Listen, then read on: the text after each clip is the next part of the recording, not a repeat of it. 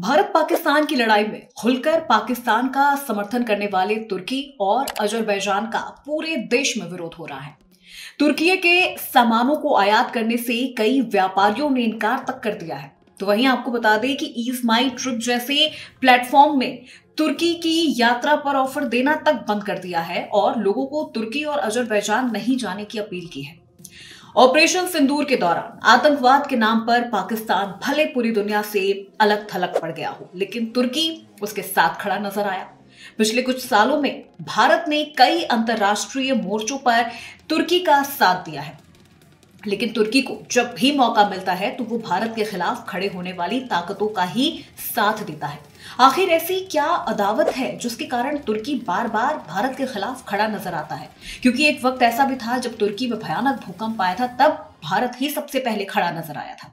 पाकिस्तान से दोस्ती के पीछे की वजह क्या है, आज इस वीडियो में विस्तार से जानेंगे और समझेंगे कि आखिर तुर्की क्यों पाकिस्तान से हर बार हाथ मिला लेता है, और वो भी ऐसे वक्त में जब भारत ने कई बार तुर्की की मदद की है। जब तुर्की में भूकंप आया था तब सबसे पहले खाने पीने की जो चीजें थी उसका सबसे पहले यहां से उसे भेजना भारत ने ही शुरू किया था। भारत ने ही वहां के लोगों के लिए पहले खाने पीने का जो इंतजाम था वो भारत की ओर से किया गया था।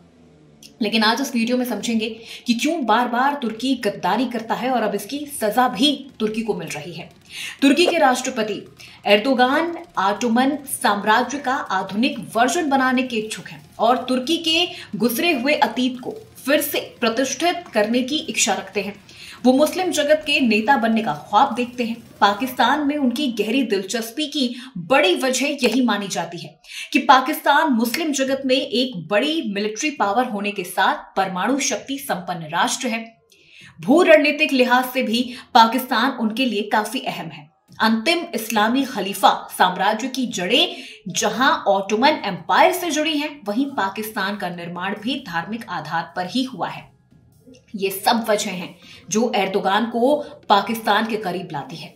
भारत और तुर्की के बीच राजनयिक संबंधों की स्थापना 1948 में हुई। दोनों देशों के बीच व्यापारिक असंतुलन भारत के पक्ष में है। तुर्की बैलेंस बनाने के लिए प्रयासरत रहा, लेकिन कामयाबी नहीं मिली। भारत के सऊदी अरब, कतर, यूएई जैसे मुस्लिम देशों के साथ अच्छे संबंध हैं। तुर्की उनकी तुलना में खुद को अधिक तवज्जो दिए जाने की अपेक्षा रखता है। वो चाहता है कि भारत मिडिल ईस्ट में उसके साथ मिलकर काम करे, लेकिन उसको ज्यादा कामयाबी इस दौरान कभी नहीं मिल पाई। और आइए अब आगे और समझते हैं आसान भाषा में। इसके अलावा 2016-17 में तुर्की के राष्ट्रपति एर्दोगान के खिलाफ विद्रोह उपजा। एर्दोगान का मानना था कि अमेरिका में रहने वाले तुर्की के धार्मिक नेता फेतुल्लाह गुलान के संगठन के द्वारा यह कार्य किया गया है। गुलान की तुर्की के सामाजिक जगत में जबरदस्त पकड़ थी। एर्दोगान का आरोप था कि अमेरिकी खुफिया एजेंसी CIA गुलान का इस्तेमाल करके एर्दोगान को हटाना चाहती थी, लेकिन ऐसा हुआ नहीं। तुर्की में हजारों लोगों को गिरफ्तार कर लिया गया और उस विद्रोह को पूरी तरह से कुचल दिया गया।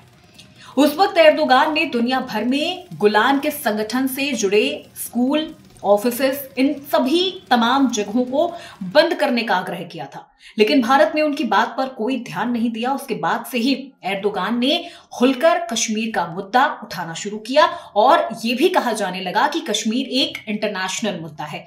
यही वजह है कि बार बार तुर्की की तरफ से भारत का जो साथ है वो नहीं दिया जा रहा है और बार बार तुर्की भारत के दुश्मन देश यानी पाकिस्तान से जा मिल रहा है। लेकिन तुर्की भूल गया उन एहसानों को जो भारत ने तुर्की पर किया था। जब भूकंप आया था तब सबसे पहले खाने पीने की चीजें भारत की ही तरफ से भेजी गई थी। तुर्की और अजरबैजान, अब इन दो जगहों का तो पूरी तरह से भारत के व्यापारियों ने ही बहिष्कार कर दिया है। हालांकि सरकार की तरफ से ऐसी कोई आधिकारिक घोषणा नहीं की गई है।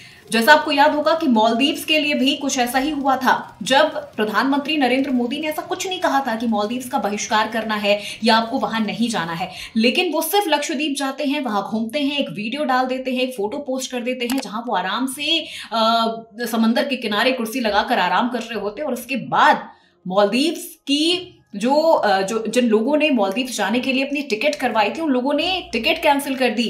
एक बहुत बड़ा झटका मालदीव को लगा सिर्फ इस एक कदम से। और अब कुछ ऐसा ही तुर्की और अजरबैजान के साथ भी हो रहा है।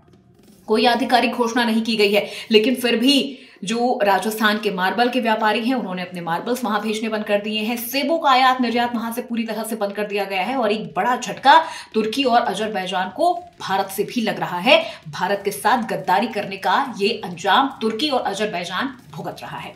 तो आज इस एक्सप्लेनर में मेरे साथ बस इतना ही। ऐसे तमाम खबरों के लिए और ऐसे तमाम एक्सप्लेनर के लिए आप बने रहिए इंडिया न्यूज के डिजिटल प्लेटफॉर्म के साथ।